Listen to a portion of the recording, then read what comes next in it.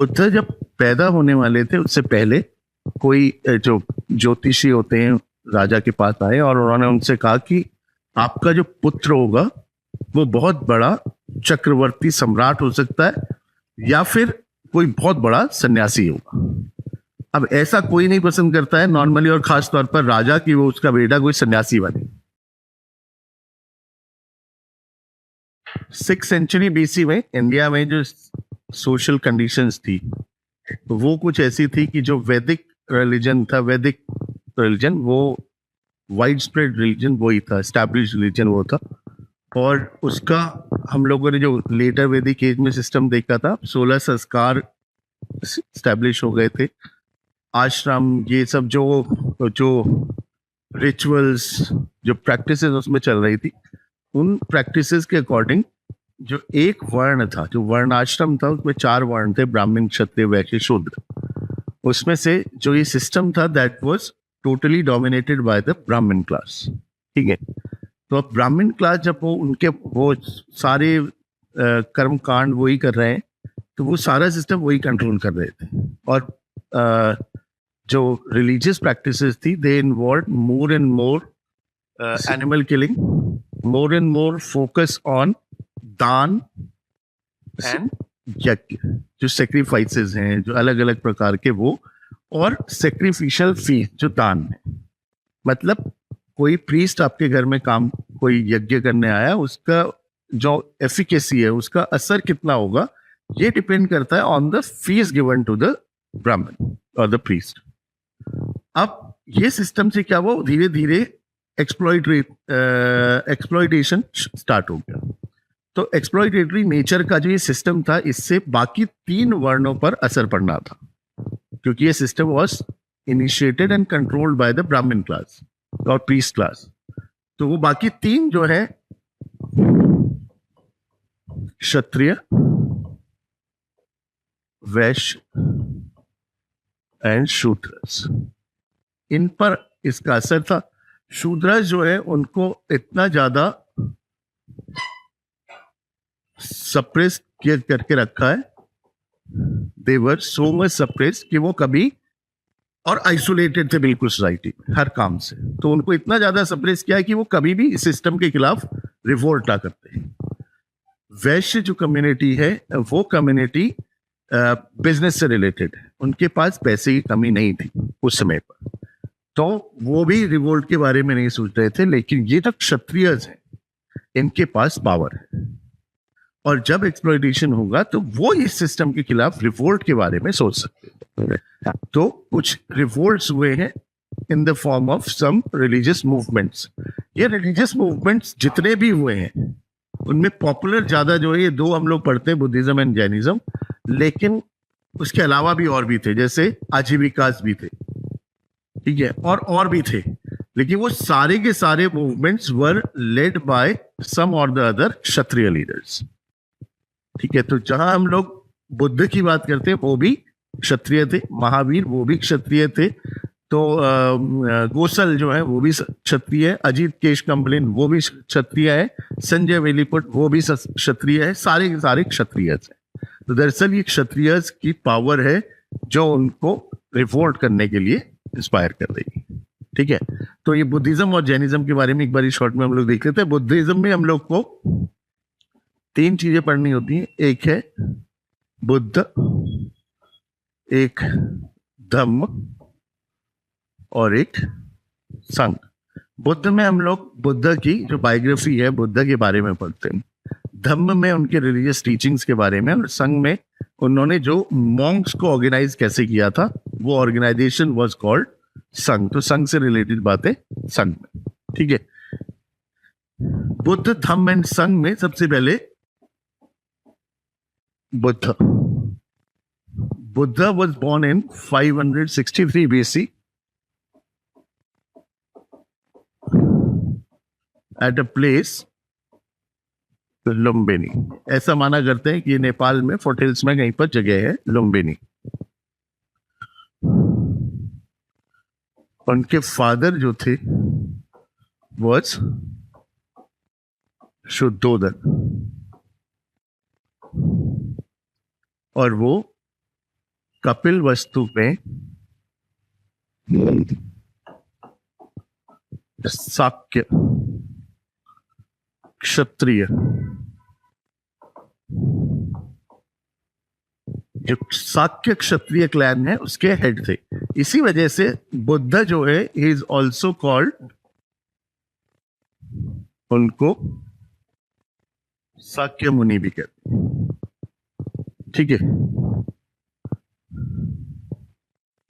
उनकी mother was माया और महामाया,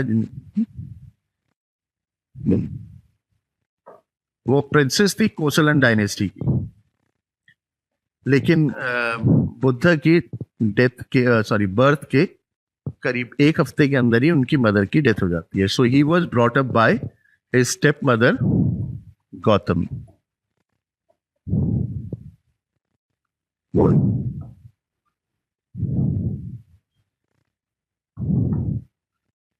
बुद्ध जब पैदा होने वाले थे उससे पहले कोई जो ज्योतिषी होते हैं राजा के पास आए और उन्होंने उनसे कहा कि आपका जो पुत्र होगा वो बहुत बड़ा चक्रवर्ती सम्राट हो सकता है या फिर कोई बहुत बड़ा सन्यासी होगा। अब ऐसा कोई नहीं पसंद करता है नॉर्मली, और खास तौर पर राजा की वो उसका बेटा कोई सन्यासी बने। वो यही चाहेगा कि वो राजा है तो उसका बेटा भी बड़ा राजा बने, सम्राट बने। तो जो बुद्ध है जिनका असल नाम सिद्धार्थ था, उनको ग्रेट लग्जरी में पाला गया और 16 साल की उम्र में उनकी शादी कर दी। तो उनकी वाइफ जो है उनका नाम था यशोधरा, और फिर उनका एक बेटा भी होता है जिनका नाम था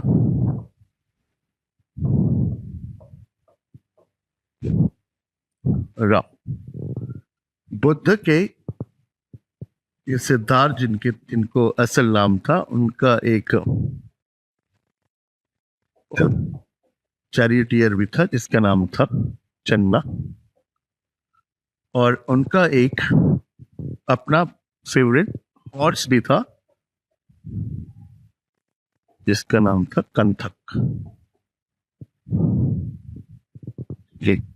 अब जब हमको पता हो कि वो बच्चा जो है आगे चल करके सन्यासी बन सकता है, इसलिए उनके घर वालों ने उनको पालने पोसने में कहीं पर कोई कमी नहीं करी।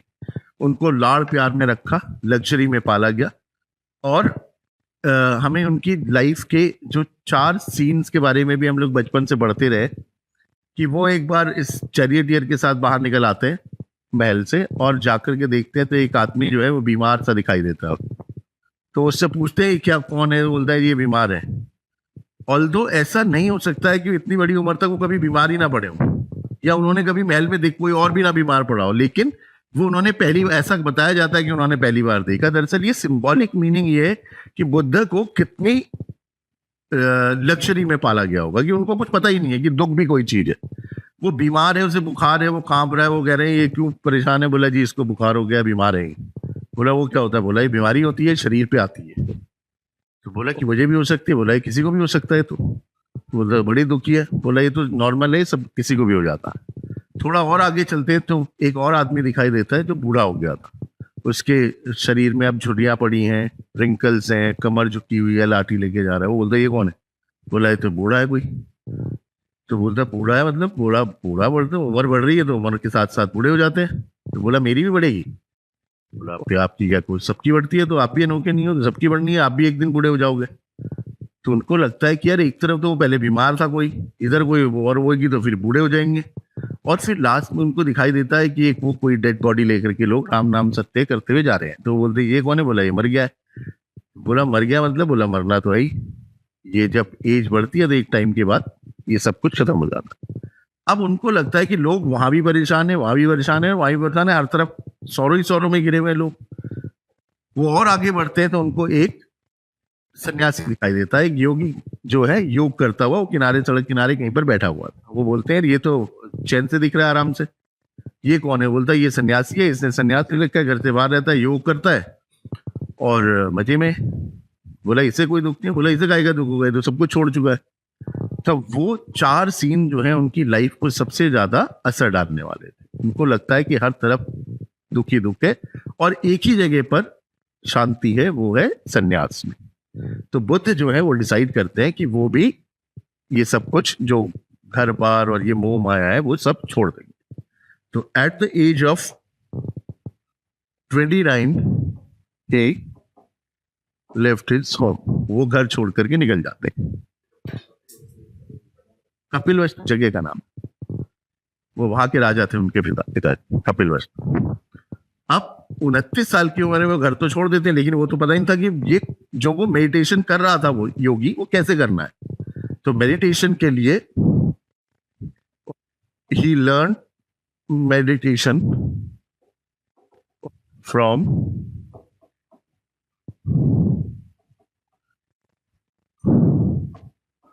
Alara Kalma and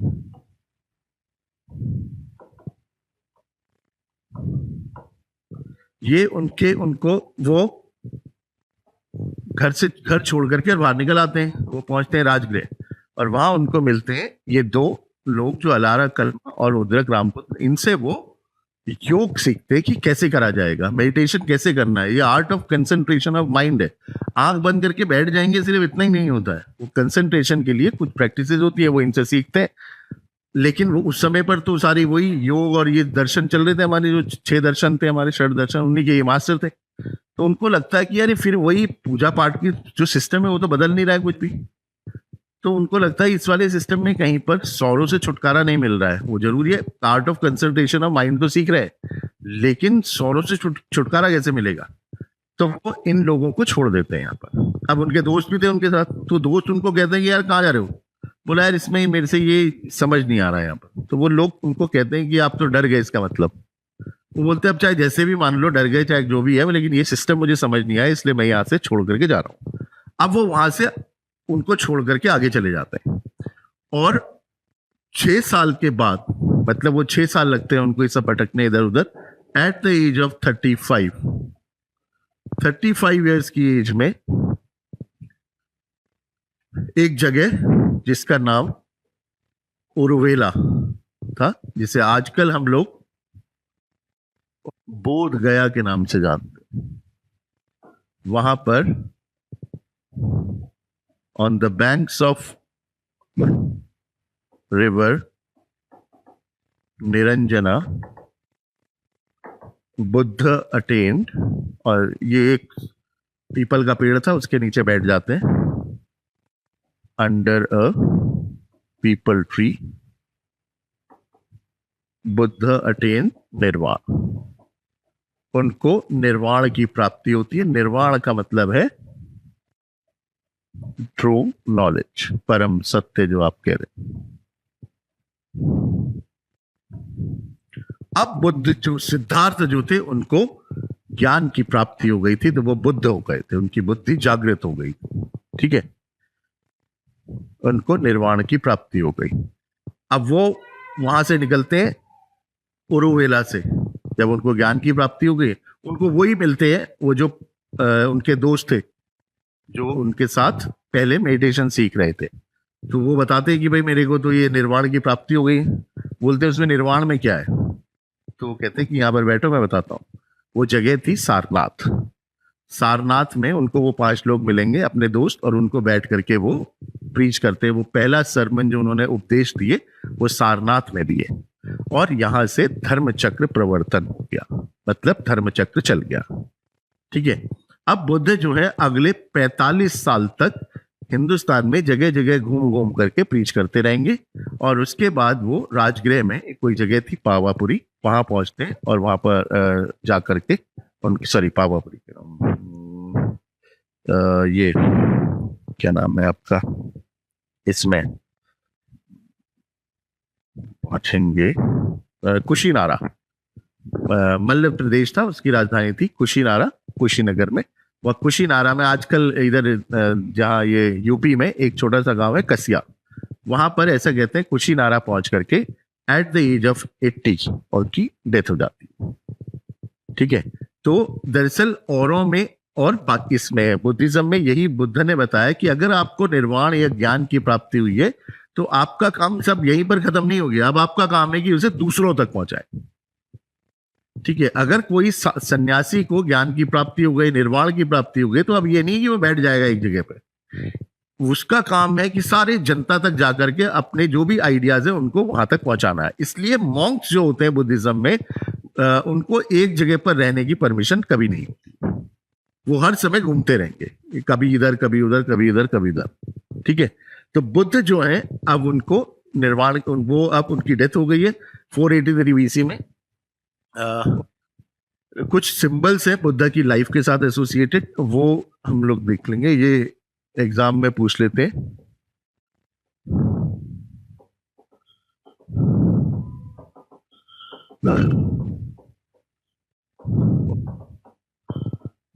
symbols associated with बुद्धा's life, उनकी बर्थ के साथ जो सिंबल है is lotus and a bull. हमारे जैसे अभी वो आया था क्वेश्चन यूपीएससी में, प्रीलिम्स में क्वेश्चन, मेंस में क्वेश्चन आया था इंडियन कल्चर में बुल और लायन की इंपॉर्टेंस पर एक नोट लिखना था, 10 नंबर का क्वेश्चन था।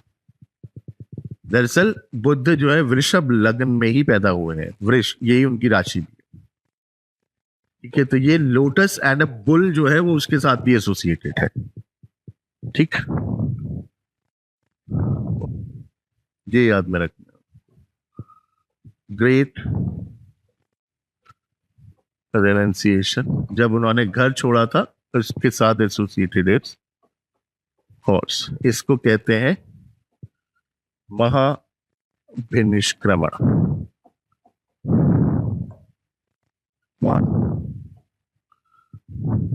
घोड़े पर उन्होंने घर छोड़ दिया था।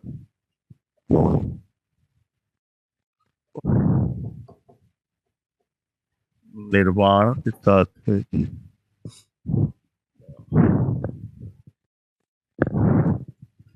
बोधि ट्री, जिस पेड़ के नीचे बैठ करके उनको ज्ञान की प्राप्ति हुई, ये नॉलेज। देन फर्स्ट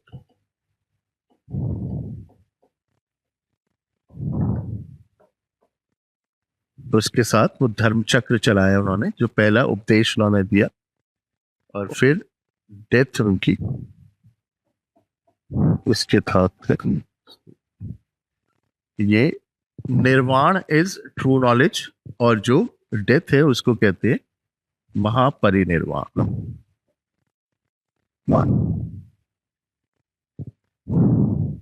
ये सिंबल्स हम लोग को थोड़े से ध्यान में रखने, कभी पूछ लेते हैं, कहीं पर उसकी इंपॉर्टेंस पूछी जाए तो हमें मालूम होना चाहिए कैसे उसको हमें ऑब्जेक्टिव टाइप में लिखना है और कैसे मेंस में हमें आंसर लिखना पड़ेगा। कुछ चीज़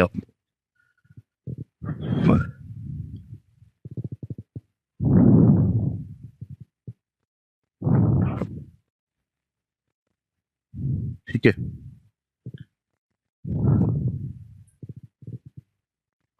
ये व्हील जो है धर्म चक्र है।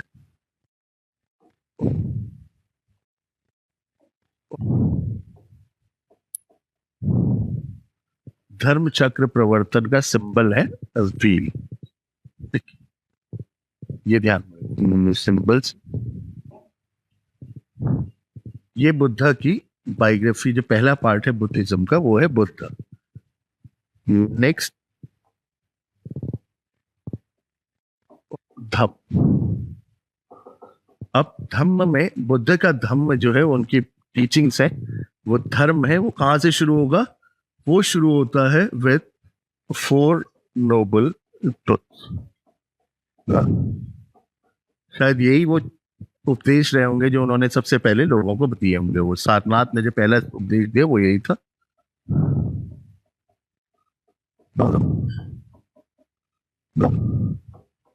ये 4 आर्य सत्य है। Word is full of sorrow, cause of sorrow is Dzire, and number 3, sorrow can be ended by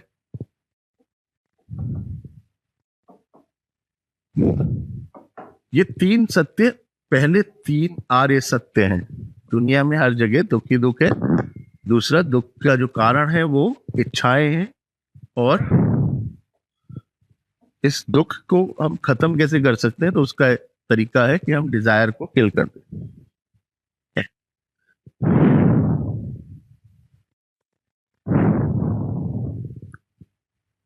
ये अगर ये तीन जो सत्य हैं, ये हम और आप भी अगर मेडिटेशन करें तो हमको भी आसानी से समझ आ जाएगी, क्योंकि हर तरफ दुख है, ये सबको मालूम है, छोटे बच्चे से लेकर के और आखिरी तक। वो दुख में क्यों रहते हैं? क्योंकि वो बच्चा पैदा होता है, वो रो रहा है, दुख में है, क्योंकि उसे भूख लग गई है, तो मुंह में जैसे होता है वो चुप हो जाता है।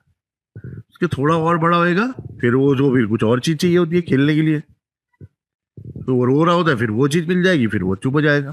फिर ऐसे ही हर जगह पर हम लोग चीखते हैं कि वो दुख क्यों है?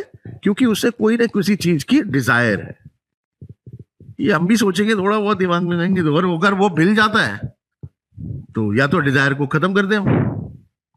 भाई अगर बच्चे को ये इच्छा ही नहीं होगी कि ये खिलौना चाहिए, तो वो रोएगा कभी? चुपचाप बैठ रहेगा। तो डिजायर जो है वही कॉज है, ये बात भी क्लियर हो जाती है। लेकिन ये भी उन्होंने बता दिया, sorrow can be ended by killing desire.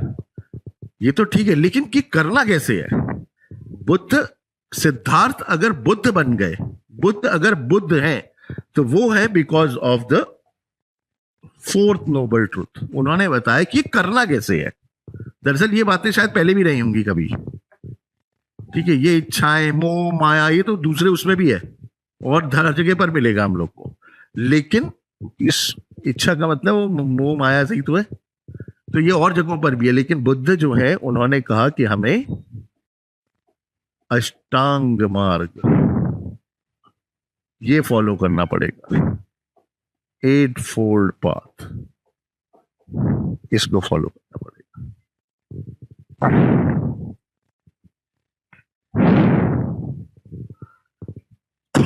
ये अष्टांग मार्ग काय से रिलेटेड है? अष्टांग मार्ग जो है वो 3 चीजों से रिलेटेड है, ठीक है। विजडम,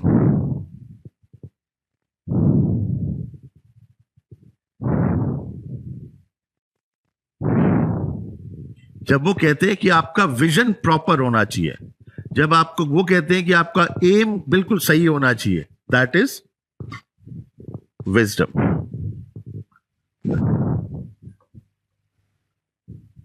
नंबर 2 इज मोरालिटी, चरित्र।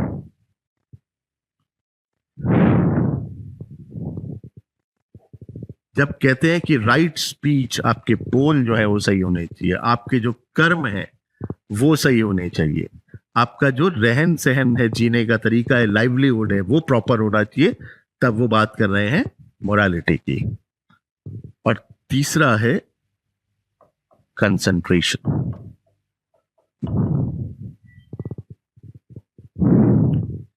कंसंट्रेशन, जब वो बात करते हैं व्यायाम की, जब वो बात कहते हैं कि हमारे को अवेयरनेस होनी चाहिए, ये हम कैसे करेंगे?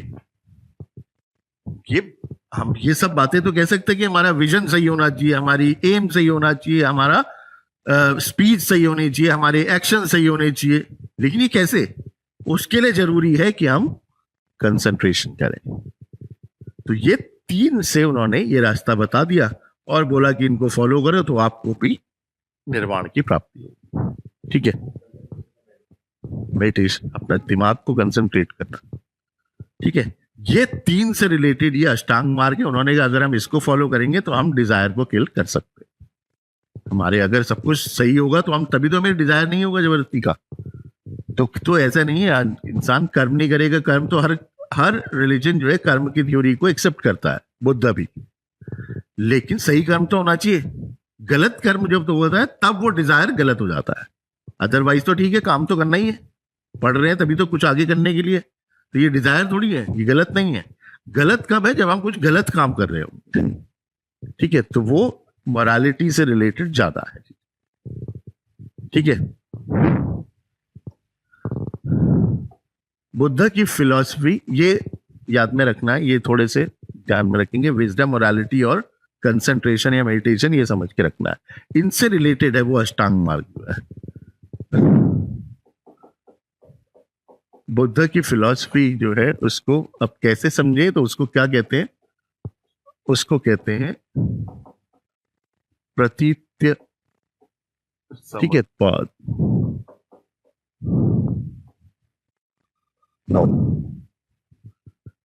एग्जाम में पूछ लेते हैं प्रतीत्य समुत्पाद क्या है, तो आपको मालूम होना चाहिए प्रतीत्य समुत्पाद is the philosophy of Buddhism. ये क्या एक्सप्लेन करता है, हमको ये समझाना है कि ये क्या, अगर एग्जाम में क्वेश्चन पूछते हैं कि द थ्योरी ऑफ प्रतीत्य समुत्पाद explain which of the following, तो हमें याद में रखना है it explains the second noble truth. दूसरा नोबल ट्रूथ क्या था, cause of sorrow is desire. प्रतीत्य समुत्पाद का मतलब होता है थ्योरी ऑफ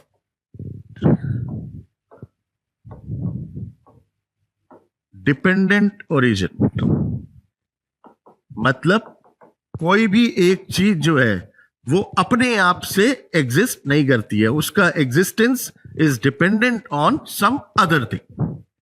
मतलब दुख जो है ना वो अपने आप से नहीं है, दुख किसी और वजह से है, उसकी वजह है डिजायर। ऐसा नहीं हो सकता है कि डिजायर ना हो और दुख हो रहा हो, ये गलत है। ये थ्योरी हमको बताती है, ये क्लियरली सेकेंड नोबल ट्रूथ को एक्सप्लेन कर रहा है कि cause of sorrow is Dzire. Sorrow का एग्जिस्टेंस अपने आप से नहीं हो सकता है, its existence depends on the existence of desire. ठीक है, ठीक है। ये एग्जाम में क्वेश्चन पूछता है प्रतीत्य समुत्पाद क्या होता है, प्रतीत्य मालूम होना चाहिए, प्रतीत्य समुत्पाद is the theory of dependent origin. और ये क्या एक्सप्लेन करता है, ये एक्सप्लेन करता है second noble truth, cause of sorrow is Dzire. ठीक है, ये याद में रखेंगे।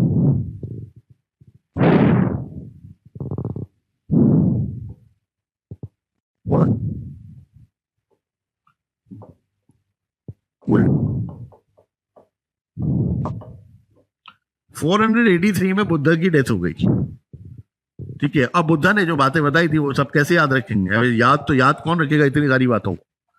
तो उन्होंने उसी साल जितने भी मॉन्क्स थे, उन्होंने उनके खास खास जो लग रहे हैं, उन्होंने कहा होगा अरे तो बुद्ध इधर उधर घूमते रहे, पता नहीं क्या क्या प्रवचन दिए होंगे, हमें किसको क्या पता है। तो ऐसा करो, सब जगह मैसेज भेजो, जहां जहां बुद्ध जाते थे वहां पर सब लोगों को मैसेज भेजो कि सब ऐसा करते इकट्ठा होते हैं और एक जगह जाकर के हम लोग ये सबको कहीं पर डॉक्यूमेंटेशन कर लेते हैं उसका। तो ठीक है, काउंसिल्स जो है, बौद्ध संगीतियां जो है, उनकी शुरुआत इस आइडिया के साथ हुई है कि कैसे बुद्ध के जो आइडियाज हैं, बुद्ध के जो टीचिंग्स थी, उनको कैसे कंपाइल किया जाए। तो 4 बुद्धिस्ट काउंसिल्स हुई हैं। हम लोग को ये ध्यान में रखना है कि हमें एक तो ये याद में रखना है कि उसका टाइम क्या है, उसका प्लेस क्या है, कहां पर हुई थी, उस समय पर कौन राजा थे और कौन उस काउंसिल में प्रेसिडेंट थे। ठीक है, तो पहली जो है, पहली काउंसिल 483 बीसी में हुई है, जब बुद्ध की डेथ हुई है।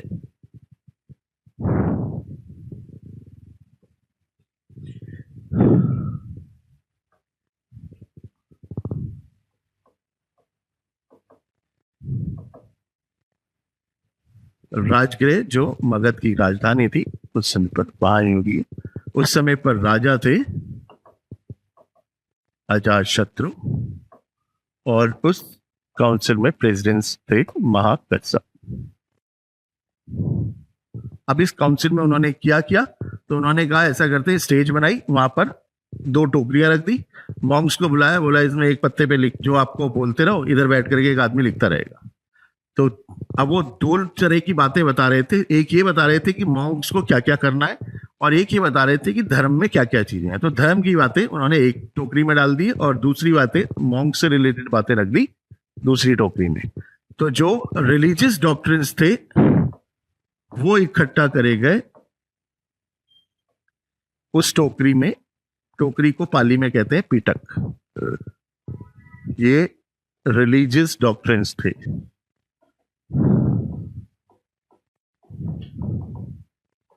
It was compiled by आनंद। ये बुद्ध के जो सबसे क्लोज डिसाइपल थे आनंद, उन्होंने कंपाइल करी और इसको नाम दिया सूत पिटक। ऐसे ही जो एक और किताब हुई विनय पिटक, इसमें मोनेस्टिक कोड है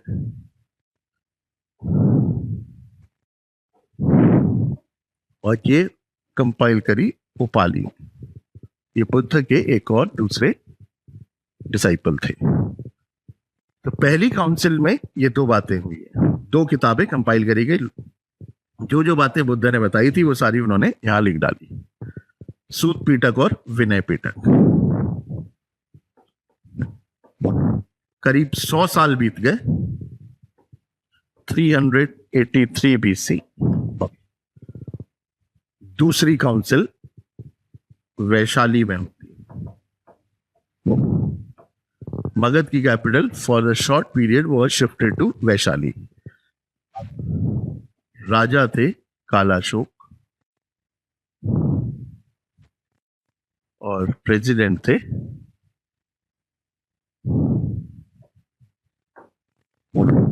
ठीक है। दरअसल काउंसिल दूसरी हो क्यों रही है? अब एक तो ये बात आई थी कि भगवान कौन, बुद्धिज्म में भगवान का आइडियोलॉजी हो या ना हो। तो बुद्ध ने तो मना किया था कि हम भगवान, भूत, प्रेत, आत्मा, ऐसी मेटाफिजिकल डिस्कशंस में हमको पढ़ना ही नहीं है। हम इन पे बात ही नहीं करेंगे। भी हम कोई हमसे पूछेगा तो हम कह देंगे हम साइलेंट है, हमें नहीं मतलब इन। लेकिन अब 100 साल बीत गए थे, धीरे धीरे क्या हो रहा था, चेंजेस आ रहे थे। तो सोशल चेंजेस भी थे, उसका असर यहाँ भी पड़ा। उन्होंने यार भगवान कहाँ से लाए?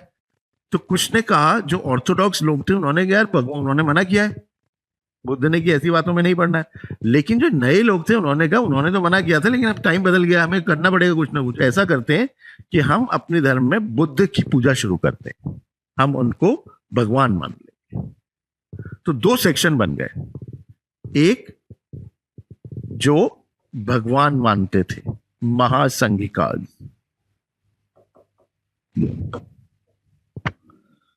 ठीक है। और दूसरा सेक्शन वो जो कहते थे कि बुद्ध भगवान नहीं थे, वो एक इंसान थे। तो हम लोग ऐसा सुना करते हैं, कुछ लोग कहते हैं महात्मा बुद्ध और कुछ लोग कहते हैं भगवान बुद्ध। तो भगवान बुद्ध वाला सेक्शन है ये, और दूसरा सेक्शन इज ऑफ स्थवीरवाद। ये ऑर्थोडॉक्स सेक्शन है, पुराना वाला सेक्शन है स्थवीरवादिन्स।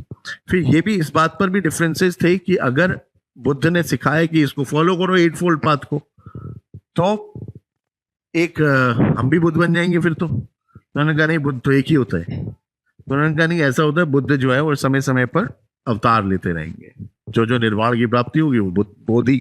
तो एक कंसेप्ट नया है बोधिसत्व का। तो महासंघिकाल जो है वो बोधिसत्व में बिलीव करते हैं, स्थवीरवाद नहीं करते, ठीक है। इनको लेकर के डिफरेंसेस है, दो अलग अलग सेक्शंस बन गए। 383 BC में इस काउंसिल में ये भी हुआ। समय और बीता, 250 BC में पाटलिपुत्र में तीसरी काउंसिल होती है और उस समय पर राजा थे अशोक।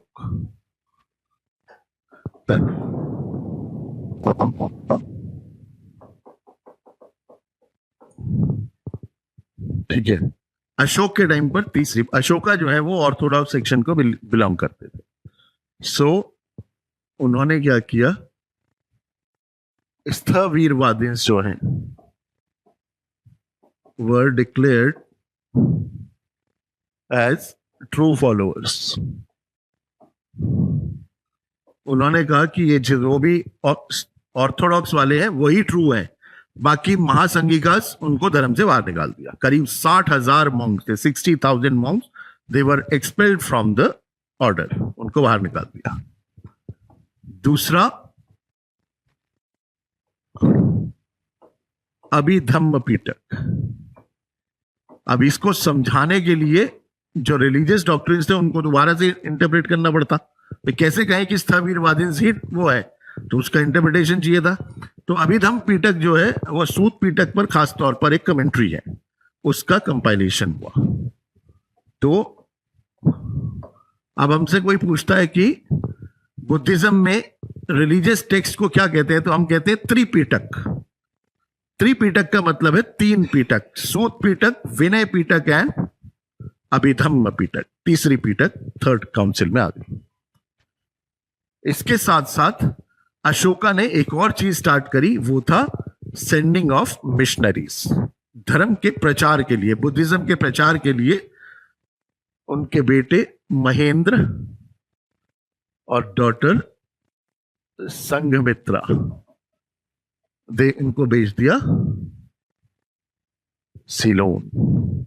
तो कल हम लोग पढ़ रहे थे कि शशांक जिन्होंने बोधि ट्री को काट दिया था, तो अब वहां पर कौन सा Bodhi tree? It was brought from Ceylon. जो सीलोन में है वो ओरिजिनल है। अभी ये लोग वहां पर उसका सैपलिंग लेकर के गए थे। तो अभी भी वो पिछले कुछ टाइम पहले वो बुद्धिज्म का एक बड़ा कोई प्रोग्राम हुआ था, तब वहां से फॉरेन मिनिस्टर आए थे श्रीलंका से, तो वो बोधि ट्री का सैपलिंग लेकर के आए, तो वो वाला काट दिया था जो ओरिजिनल था। अब now this is the one. ये काउंसिल अशोका के टाइम पर हुई थी। 4th काउंसिल 78 AD में हुई थी। कल हम लोग बात कर रहे थे कुंडल वन में। कश्मीर में राजा थे कनिष्क, वसुमित्र प्रेसिडेंट एंड अश्वघोष वाइस प्रेसिडेंट। यहां पर बुद्धिज्म में स्प्लिट हो गया, Mahayana and Hinayana. Greater vehicle and lesser vehicle, ये 2 अलग अलग। महासंघिकाज ये है और स्थवीरवाद ओल्डर सेक्शन हीनयान की फॉर्म में दिखता है।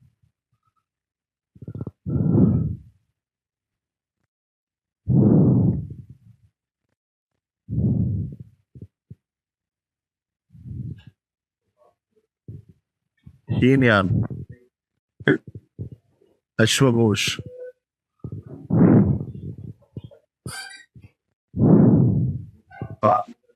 वासुमित्र प्रेसिडेंट थे और अश्वघोष वाइस प्रेसिडेंट।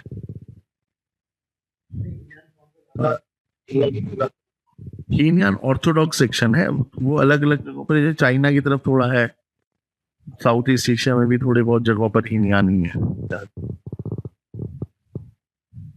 जो फंडामेंटल डॉक्ट्रिन्स है वो वही है हीनयान में। महायान जो है वो मॉडिफाइड फॉर्म है।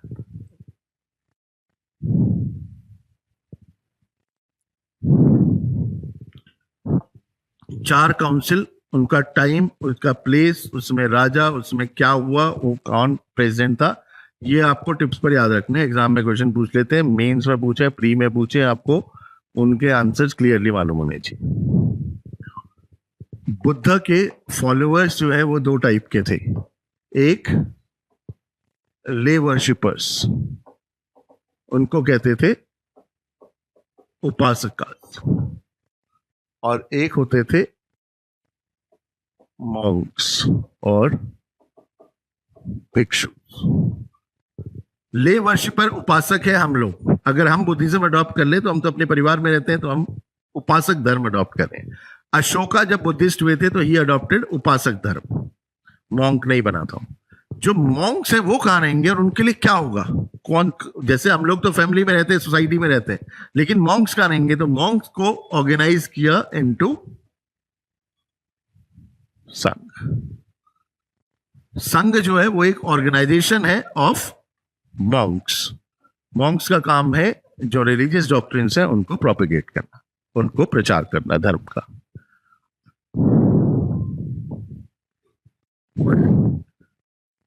मॉन्क बनना है तो सिंपल सा, अब जैसे वैदिक रिलीजन में मॉन्क बनना है, तो मॉन्क बनने के लिए क्या प्रॉब्लम है? पहले आपको सिर मुंडा करके अपना श्राद्ध करना पड़ेगा, ब्राह्मणों को भोजन कराना पड़ेगा, फिर दक्षिणा देनी पड़ेगी, तब जाकर के मॉन्क बनते। लेकिन और उधर जैनिज्म है, इसी के कंटेम्प्रेरी एक और रिलीजन भी आ रहा है जैनिज्म। जैनिज्म में क्या, मॉन्क बनने के लिए बड़ी कठिन तपस्या करनी पड़ती है। बाल जो है वो ऐसे नहीं मुड़ाते, बाल खींच खींच करके निकाले जाते हैं, दर्द वाला काम जाता है। वो इनके ना इधर ना उधर, ये क्या है? मिडिल पाथ है, ये मध्य मार्ग है, उनके बीच का रास्ता है। उन्होंने कहा कुछ नहीं करना है, सिंपल सा रखो, तभी हम लोग और पॉपुलर हो पाएंगे। तो उन्होंने एक प्रोसेस बनाया जिसको कहते हैं उपसंपदा। एग्जाम में पूछा हुआ है पहले ये कि process of initiation into Buddhism, Buddhism में इनिशिएट होना है, अगर किसी को दीक्षा लेनी है, किसी को भिक्षु बनना है तो कैसे बनेंगे, उस प्रोसेस को क्या कहते हैं, उस प्रोसेस को कहते हैं उपसंपदा। मैं करना गया, उसमें कुछ नहीं करना, उसमें बाल मुंडाने, गेरुए कपड़े पहनने और जाकर के कोई संघ का जो प्रेसिडेंट होगा उसके सामने गए 3 बार शपथ लेनी है बस, बुद्धम शरणम गच्छामि, धम्मम शरणम गच्छामि और संघम शरणम गच्छामि। ये 3 शपथ ली और आपका इनिशिएशन शुरू। ठीक है, आप बुद्धिस्ट मॉन्क बने। यहाँ कोई दान दक्षिणा इन सब चीजों से उनको कोई लेना देना नहीं रखा। तो ये प्रोसेस याद में रखना एक।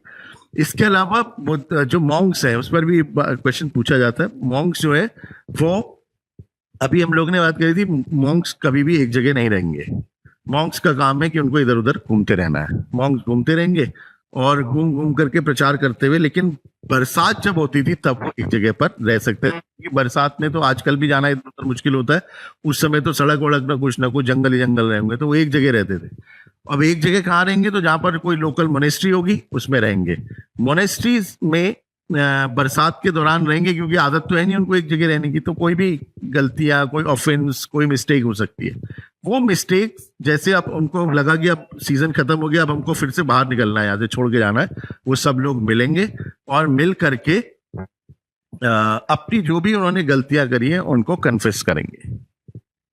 ठीक है, तो कन्फेशन की सेरेमनी होती थी। तो एक लाइन आप लोग ऐसे लिख देंगे कि the process or the ceremony of confession by monks at the end of आषाढ़। आषाढ़ का महीना होता है बरसात का। ठीक है, तो आषाढ़ के महीने में, बरसात का महीना जब खत्म होगा उस समय पर सारे मॉन्क्स मिलेंगे, अपने कोई भी ऑफेंसेस को कन्फेस करेंगे, उसको कहते हैं उपावस्था। ये जितने हमारे बुद्धिस्ट कंट्रीज है साउथ ईस्ट एशिया में, वहां पर ये जो ये फुल मून न्यू मून होता है उस समय पर ये अभी भी लोग करते हैं उपावस्था। हाँ, सेरेमनी जो है उसको उपावस्था कहते हैं।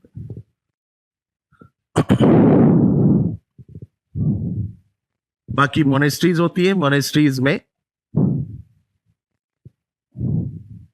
2 पार्ट होते हैं, एक होता है चैत्य और एक होता है, चैत्य जो है वो असेंबली हॉल्स होते हैं जहां पर आपको क्लास होगी, मेडिटेशन होगा मॉन्क्स का, वो सब चैत्य में होंगे।